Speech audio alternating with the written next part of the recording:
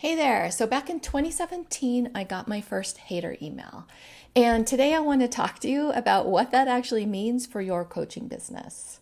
So let's just dive right into it. So the email that I got said, if you are a PhD, you should know when to use possibly instead of possible.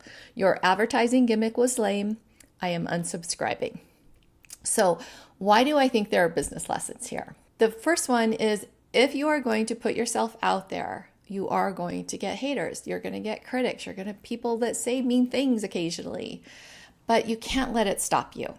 It took me 2 years for me to put myself out there and actually get an email list, write blog posts, all of those things, do social media. And it stalled my business because I was afraid of getting these haters, right? And I am not the only one. I have seen this over and over and over again with the coaches that I've worked with. So, lesson number one, you can't let the idea of having haters or critics stop you from putting yourself out there and sharing your knowledge and your wisdom with the people who need it. Okay, so let's dissect this email into parts. So, the first part, if you are a PhD, you should know when to use possibly instead of possible. This made me laugh out loud because it took me years, years to stop writing like a PhD. I had all of these years behind me where I was trying to write like a professor, trying to write like a researcher, having to follow all of these guidelines for the writing that I did. So it literally took me 2 to 3 years to write in a more casual style, a more conversational style, not sound like an old college professor like my son said once or twice or three times. The lesson here is to not worry about saying possibly versus possible or vice versa. Just write or whatever it is that you do. Don't worry about being perfect. Just get it out there. You're going to make mistakes. It's okay. I can't tell you how many mistakes I've made in my business, and yet I'm still here. So don't worry about it, okay? Just put yourself out there, have a conversation, speak to a person, and give, right? Be of service. That's what's most important. It's most important to just share who you are, what you know, so you can help others. Okay. And then the second part, is your advertising gimmick was lame. I am unsubscribing. So my advertising gimmick was really just my business model. I'm a coach, right? And people come to me for coaching.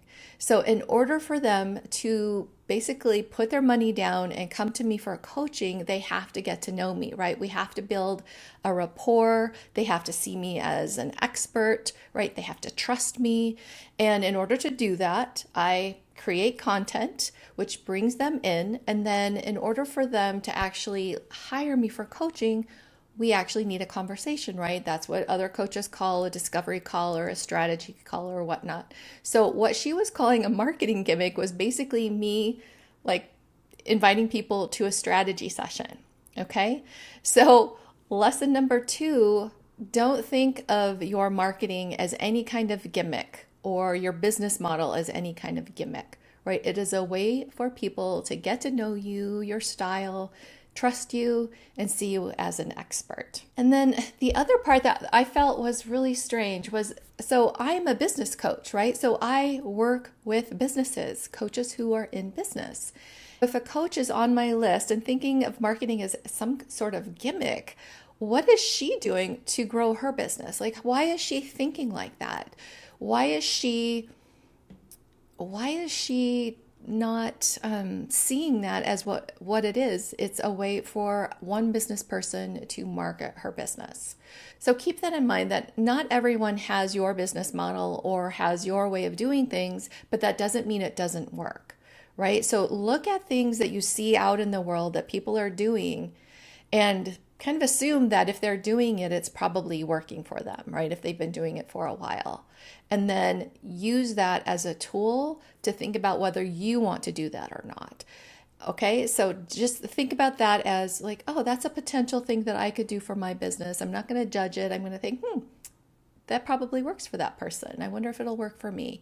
And decide if that is something that you want to pursue.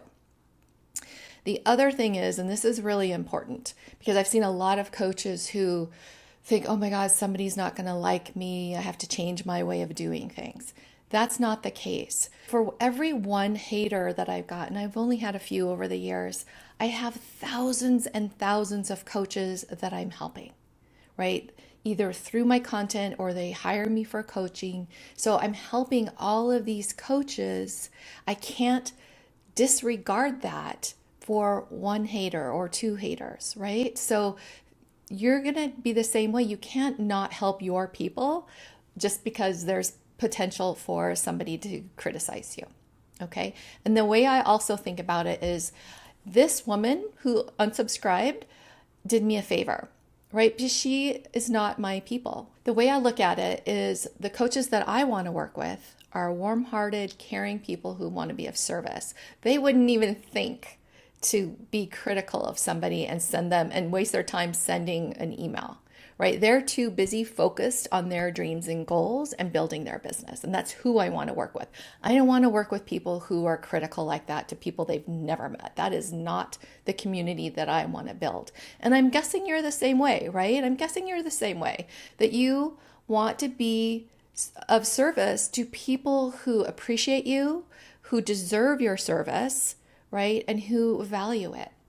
So think about all of that when you think about the potential of having a hater email or a blog post, comment or social media or however it shows up. It will show up if you get yourself out there, but that's okay. You'll survive it. You'll hopefully find the lesson in it, and you'll move on and think about your people and how you can serve them. And I hope this serves you. Take care.